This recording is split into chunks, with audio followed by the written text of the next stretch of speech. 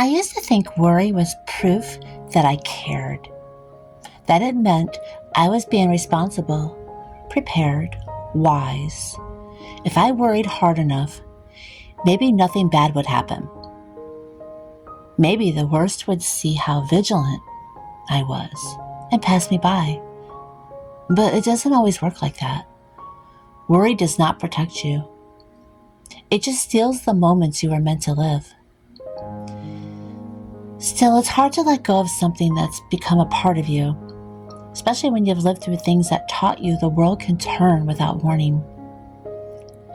For years, I moved through my days like a soldier, never fully relaxed, never trusting stillness. Even in peace, my mind stayed braced for impact. I'd be stirring soup on the stove and thinking about the bills. I'd be folding towels, wondering if someone I love was mad at me. I would be lying in bed, imagining every possible disaster that could happen by morning. It wasn't that I wanted to worry. It was that I didn't know who I was without it. Worry had become the background music of my life, always playing, even in the quiet.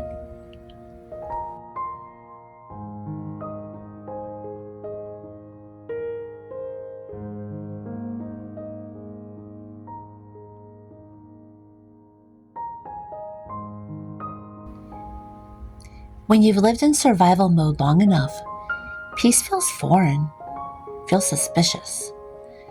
You start looking for what's wrong in every calm moment. And the sad part is, you almost miss the chaos when it's gone, because at least chaos was predictable. That's what worry does.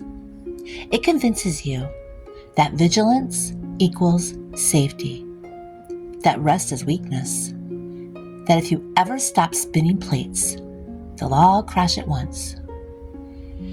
There's a verse I used to hear growing up. Do not worry about tomorrow. People said it so casually, like it was the easiest command in the world. They never said how to stop. They never mentioned that the mind can hold memories like fingerprints and fears like inheritance. I didn't know how to stop worrying. I only knew how to rearrange it, how to make it look more respectable. I'd call it planning. I'd call it being cautious. I'd even call it prayer sometimes. But if I was honest, I wasn't always praying. I was pleading, bargaining, trying to control what I couldn't. There was a morning not long ago when I caught myself apologizing to God out loud for being scared again. The words just slipped out. I said, sorry, I should be stronger than this. And right in the middle of that apology, I felt the quietest thought come through me. What if strength isn't the opposite of fear? That question stopped me cold. Because for most of my life, I'd been trying to build strength out of worry, out of control, out of constant tension. But what if true strength was something softer, something quieter, something like trust? Trust has always been hard for me. Trust feels like walking blindfolded through a room, hoping you don't hit the furniture. But I'm learning that trust isn't pretending everything is fine. It's believing that even if it's not fine, you'll still be carried through it. That's where I'm trying to live now. In that space between fear and faith. Not erasing one, but letting faith speak louder than the other. The truth is, most of what I've worried about never even happened. The disasters I imagined stayed locked in my head while real life unfolded gently around me. Cats purring on the couch, soap simmering away on the stove, small kindnesses from strangers who had no idea how heavy my heart had been that day. Worry blinded me to those moments. It made me miss the sweetness of what was right in front of me. I remember one night, I was pacing the kitchen, worried about everything from finances to my children to the state of the world. I was so caught up in the noise inside me that I didn't notice the candle on the counter had gone out.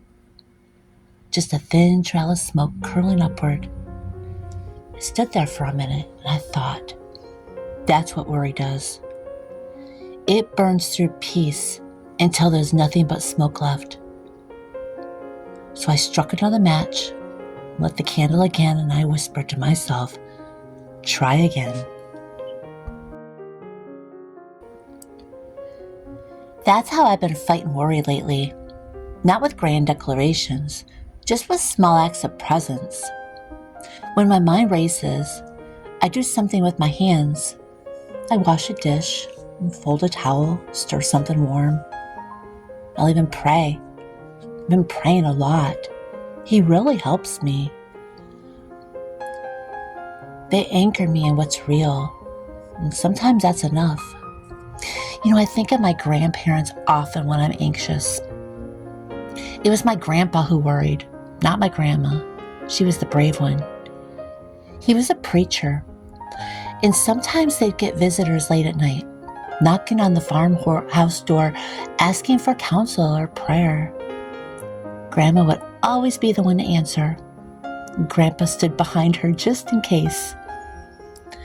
I used to laugh every time I heard that story. Even as a little girl, I could picture it so clearly. Grandpa and his suspenders peeking around her shoulder, and Grandma standing there calm as ever, opening the door to whoever needed help. And she wouldn't just talk to them either. She'd make a full meal.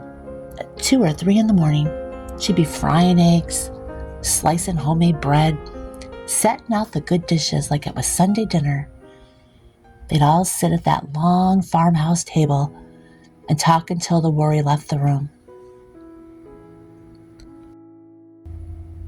I think about that sometimes, how Grandma faced what came with open hands, while Grandpa hung back with his heart pounding.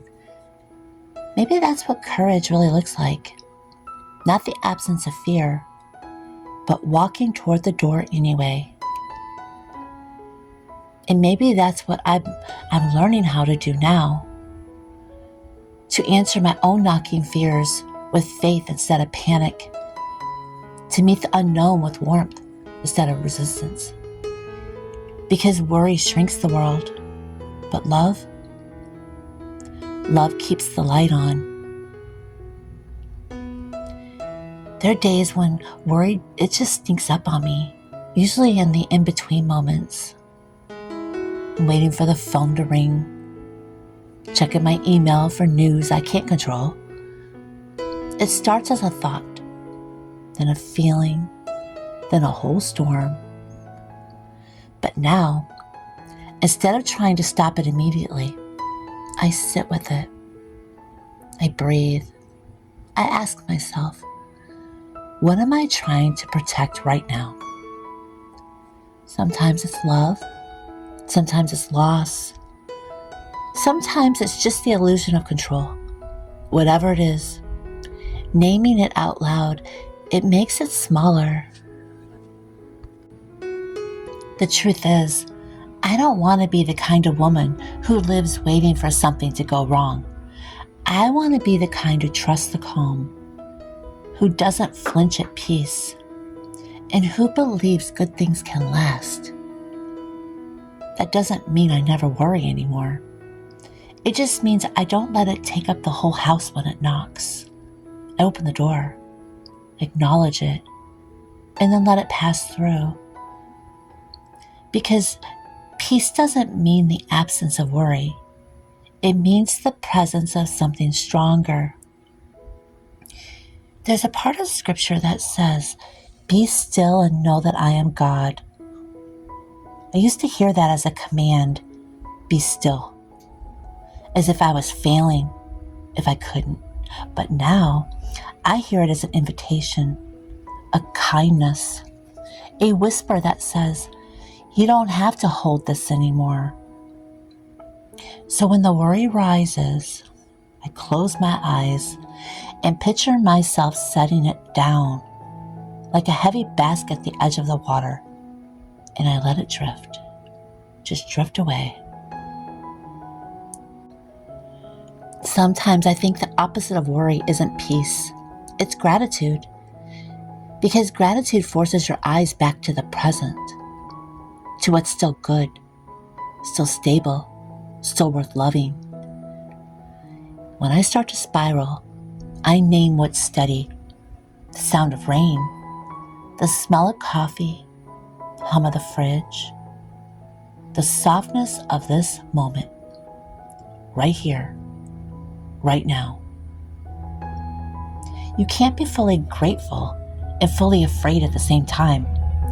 One quiets the other. Worry used to tell me that I was responsible for everything, that if something fell apart, it would be all my fault. But I've learned that control is just another form of fear, a prettier one.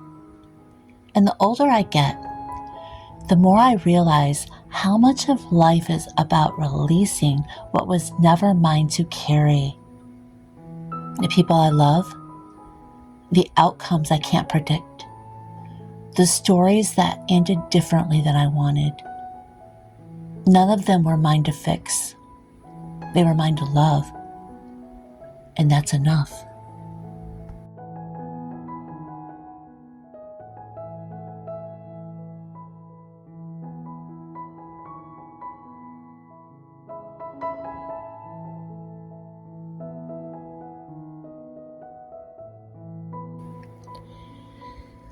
There's sometimes I picture worry as a child tugging on my sleeve, relentless, needy, demanding attention.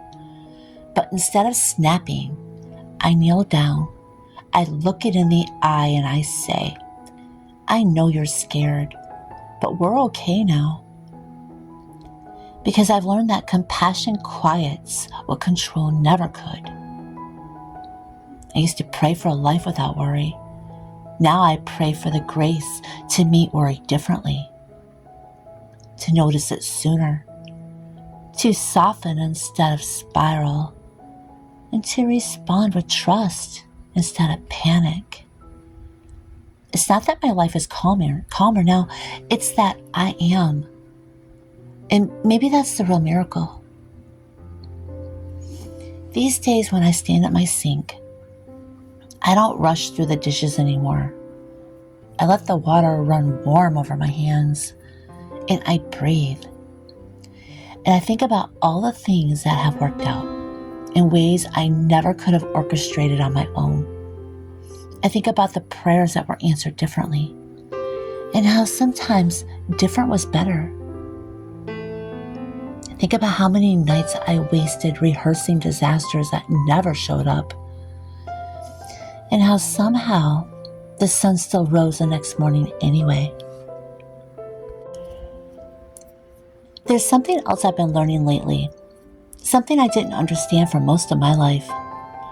I always thought worry meant I wasn't trusting God enough, that if my faith were stronger, I'd be calmer, I'd sleep better, I'd walk lighter. But the older I get, the more I realize that isn't how faith actually works. Faith doesn't remove our humanness. It meets us there. Faith doesn't erase fear. It walks beside it. Faith doesn't demand what we pretend. It invites us to be honest. I spent so many years apologizing to God for being scared, thinking He must be so disappointed in me. But when I look at Scripture, I don't see a God who scolds people for anxiety. I see a God who speaks into it. Fear not, He says, not because the world is safe, but because He is present. Cast your cares on me, He says, not because He expects us to stop caring, but because He knows the load gets heavy. Even Jesus in the garden felt sorrowful until death. That moment wasn't weakness. It was the truest picture of surrender. And sometimes I forget that. I forget that God doesn't love me less because my heart beats faster or my hands shake. He doesn't turn away because my mind loops through what ifs. He doesn't say, come back when you're calm. He says, come as you are. That's the part that undoes me every single time. Sometimes I whisper my fear so quietly, I'm not sure anyone hears it. And yet somehow, he always does. Sometimes I'm standing in the kitchen staring at the window without really seeing anything. And I feel that nudge in my spirit. Not a loud voice, just a gentle thought. You don't carry this alone. I think we forget sometimes that God, He's not watching from a distance. He's in the very air around us, in the soft clink of dishes, in the warm water running over our hands, in the tiny sacred pauses of an ordinary day. Worry makes the world feel sharp. Faith softens the edges. There's a verse in Isaiah that says, He will keep in perfect peace those whose minds are stayed on Him. For years I thought that meant I had to keep my mind perfectly focused on God every second. Like if I drifted for even a moment, the peace would evaporate. But perfect peace isn't about perfect focus. It's about returning, coming back to Him again and again and again, one gentle turning at a time. Every time I redirect my thoughts, even for a breath, that's faith. Every time I choose to surrender what I can't control, that's trust. Every time I whisper, Lord, help me, that's worship. It doesn't have to be loud to be real. I've learned more about faith in the quiet moments than the loud ones. In the mornings when I'm wiping down the counter and reminding myself that God is still good. All the time. In the moments when worry rises and I gently answer it with, not today. In the evenings when I light a candle and the room feels still and I can finally breathe. Faith slips into the room like that. Soft, steady, grounding. It doesn't demand attention. It simply holds you. I think sometimes God lets us feel the weight of our worry, not to punish us, but to teach us where to lay it down. If we never felt afraid, we'd never reach for Him. If we never felt overwhelmed, we'd never learn to rest. If we never felt out of control, we'd never understand that we were never meant to be in control to begin with. There's this line in Psalms that says, when my heart is overwhelmed, lead me to the rock that is higher than I. It doesn't say when I get myself together or when I calm down first. It says when I'm overwhelmed. That's the moment God does His deepest work. And I felt that more times than I can count. That leading, that gentle steadying of my heart, like He's saying, let me carry it. The truth is, I don't always know how to let go of worry, but I'm learning how to hand it off, one small moment at a time. Some days, handing it off looks like a deep breath and a whispered prayer. Other days, it looks like opening my Bible even when my mind feels scattered Sometimes it's just sitting still for 5 minutes and letting the quiet remind me that God hasn't gone anywhere. And sometimes it's just choosing gratitude right in the middle of the fear. Not the big, obvious gratitude, but the tiny kind. Warm socks, the way light falls across the floor, a soft blanket, the smell of bread baking, the sound of someone I love laughing in the other room. Because when I choose gratitude, even in the smallest way, it shifts my focus from what I fear to what's still good. And goodness is always proof that God is near. I've started praying differently too. I don't pray for a worry-free life anymore. I pray for a deeper awareness of His presence in the worry, for wisdom to know what's mine to carry and what's His, for trust that grows quietly like roots in the dark. Sometimes I ask Him, Lord, teach me to rest without feeling irresponsible. Teach me to trust without needing guarantees. Teach me to believe that You are good, even when I don't know what comes next. He answers those prayers in gentle ways. A moment of peace that I didn't expect. A strength I didn't know I had. A calm that settles over me like warm light. Faith doesn't always look like courage. Sometimes it looks like surrender. Sometimes it looks like stillness. Sometimes it looks like taking one shaky step toward peace and believing that God will meet you there. And He always does. If worry has become a habit for you, a reflex, a rhythm, a familiar doorway your mind walks through, I want you to hear this. You are not weak. You're not faithless. And you are not behind. You are human. And God meets humans with grace. He meets us in the messy middle, not after we've cleaned ourselves up. He meets us in the questions, not after we've figured out the answers. He meets us in the fear, not after we've conquered it. He meets us in the kitchen, in the car, in the laundry room, in the small tired moments of a day that feels so heavy.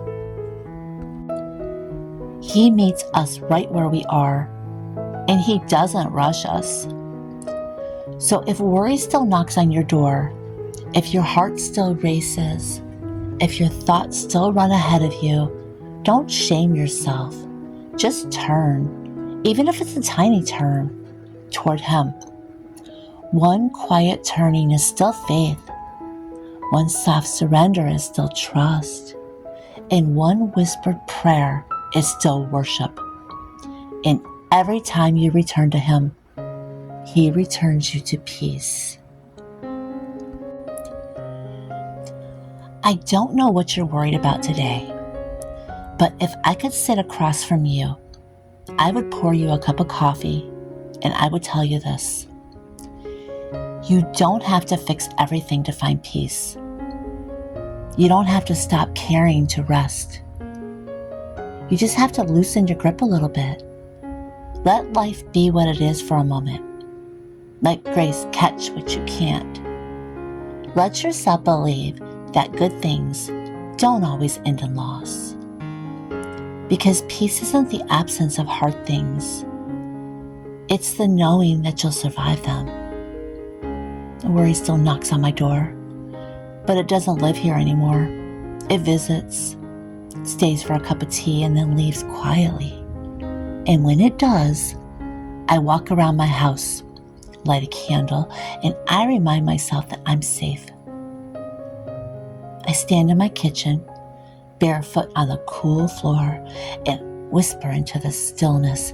I don't have to know how everything turns out, because that's the truth that finally set me free. I don't have to. If this story found you in a season of heavy worry, I hope it reminded you that your peace doesn't depend on certainty. You can rest even when things feel unfinished. You can breathe before the answer comes.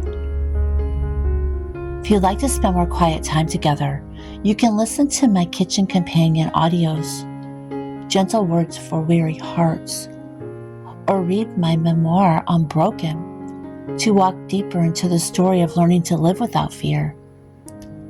Both are linked below. Until next time, light your candle, let the water run warm, and remember, you don't have to hold everything to be held. I hope you all have a really very, very, very happy Thanksgiving, and I'll see you next time.